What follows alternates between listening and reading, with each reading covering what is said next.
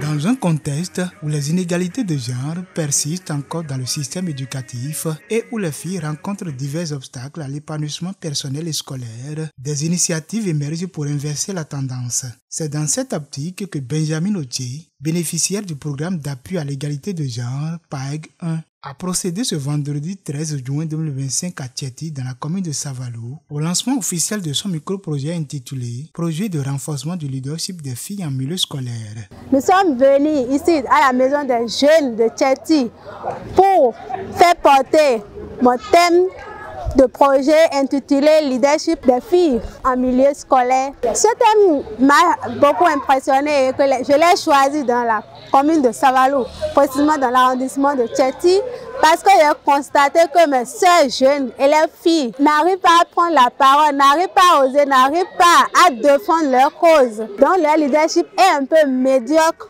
que j'ai voulu renforcer. Inscrit dans le cadre du PAEG 1, mis en œuvre par le consortium d'idées dans la zone 2, Monokufo Zoukoline, cofinancé par la coopération suisse et bénéficiant de l'assistance technique de Participe GmbH, ce micro-projet a pour objectif de valoriser le potentiel des filles, d'encourager leur prise de parole et leur participation active à la vie scolaire et communautaire, tout en luttant contre les stéréotypes du genre qui freinent leur développement. La cérémonie de lancement s'est déroulée en présence d'une cinquantaine de participants, principalement des élèves, mais aussi des leaders politiques et religieux, ainsi que du facilitateur PAEG en charge de la zone. Cette mobilisation témoigne de l'intérêt que suscite cette initiative porteuse d'espoir et d'émancipation pour les jeunes filles de Tchéti. Je remercie ma sœur Oté Benjamin pour avoir initié ce projet. Moi, avant, je ne pouvais pas parler en public, mais par cette sensibilisation, je vais commencer par parler en public. Donc,